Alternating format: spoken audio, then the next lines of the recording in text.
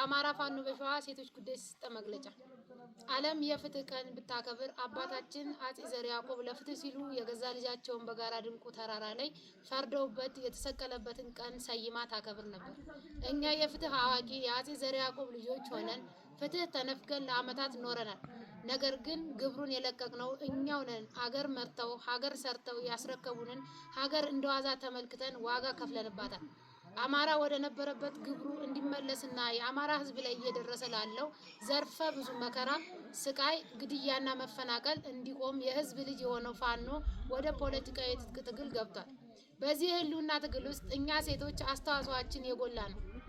የወራሪው አብይ አህመድ አስተዳደር ህገወጥ በሆነ መንገድ የታጠቁ አካላትን ከኦሮሚያ ክልል አስተዳደር ጋር በመሆን በመደራጀት በክልሉ ያሉ ህፃናትን ሲያስገድል፣ እናቶችን በእሳት ሲያቃጥል፣ እርጉዝ ሴቶች የአማራ ልጆች በኦሮሚያ ምድር አይወለዱም በማለት ሸልቀዶ ሲያወጣ፣ እንዲሁም ወጣት የዩኒቨርሲቲ ተማሪዎች እየታገቱ እየተደፈሩ በየጫካው እንዲቀሩና በአውሬ እንዲበሉ ያደረገ ስርዓት ነው።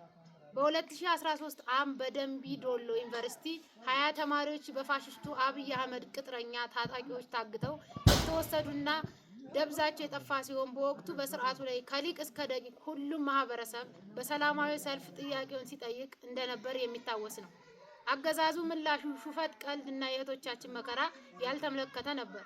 በወቅቱ ፋሽስቱ አብይ ለጥያቄ የሰጠው ምላሽ እነሱ የተደፈሩት በወንድ ነው፣ እኛ በሳንጃ ተደፍረናል በማለት የሴቶችን መደፈር ሲያበረታታ ነበር። ከሰሞኑ የእህታችን ብርቱካን ተመስገን ከበደ ሰቆቃ በኢቢኤስ ቴሌቪዥን የወጣው ታግተው ከነበሩት ተማሪዎች መካከል አንዷ ነች።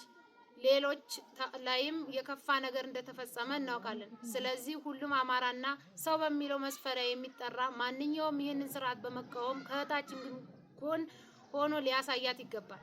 ሴት እህቶች፣ የዚህ ስርዓት አስከፊነት በእኛ ላይ የበለጠ የሚበረታን ለእኛ ለሴቶች በምድር ታይቶ የማይታወቅ ሰቆቃና መከራ ውስጥ የሚከት መሆኑን አውቃችሁ የህዝብ ልጅ ከሆነው ለእኩልነት ለፍትህና ለሀገር ሉዓላዊነት ከሚታገለው ፋኖ ጎን ተሰልፋችሁ የትግሉ አካል ወይም አጋር እንድትሆኑ እየገለጽኩኝ፣ አንደኛው የተባበሩት መንግስታት የሰብአዊ መብት ድርጅትና የኢትዮጵያ ሰብአዊ መብት ኮሚሽን ከብርቱካን ተመስገን ጎን በመቆም ኃላፊነታችሁን እንዲሁም ሞራላዊ ግዴታችሁን እንድትወጡ ማለት እንወዳለን። ሁለተኛ፣ እየደረሰ ያለውን የሰብአዊ መብት ጥሰት ሁሉም የሚዲያ አካላት እንዲወግዙ እንዲሁም በዓለም አቀፍ ማህበረሰብ የአብይ አህመድ አገዛዝ ሰውን በማንነቱ ለይቶ የሚጨፈጭፍ መሆኑን እንዲረዳ እንፈልጋለን። ሶስተኛ፣ አብይ ከሀገራችን ኢትዮጵያ አልፎ ምስራቅ አፍሪካ ችግር የሚሆንና እየሆነ ያለ ስርዓት መሆኑን ግልጽ ነው። ስለዚህ የሀገራችንን ሰላም፣ የምስራቅ አፍሪካ መረጋጋት የምትፈልጉ አካላት ይህንን ኃይል ተቃውማችሁ ልትቆሙ ይገባል። አራተኛ፣ የአማራ ሚኒሻ አድማ ብተና እና በመከላከያ ውስጥ ያላችሁ አማራዎች አማራነት በደምና በአጥንት ብቻ የሚሰጥ አለመሆኑን ተረድታችሁ በተግባር ወደ አማራ ፋኖ ከዚህ በፊት ታደርጉት እንደነበረው ተቀላቅላችሁ ይህንን ስርዓት እስከ መጨረሻው ልናስወግደው ይገባል። ምክንያቱም ነገ የእናንተ እህቶች ልጆች ከክልላቸው ውጭ ሄደው መማር ቢፈልጉ የሚገጥማቸው የብርቱካንና ጓደኞቿ እጣ መሆኑን አውቃችሁ እንድትሄዱ እያልኩ፣ ከዚህ በኋላ ግን የአማራ ባንዳ ላይ የምንወስደው እርምጃ የከፋ ይሆናል። ስለዚህ የመጨረሻ ጥሪያችንን በእህታችን ስቃይ እንደ እህታችሁ ስቃይ ወስዳችሁ የህዝብ ልጅ የሆነውን ፋኖ ተቀላቀሉ። አማራና ሚስማር ሲመቱት ይጠብቃል እንደሚባለው በጣም ጠንካራና የተደራጀ ሆነን ይህንን ስርዓት እስከ ወዲያኛው ነቅለን ልንጥለው እንደሚገባ ሁላችሁም መረዳት ይኖርብናል።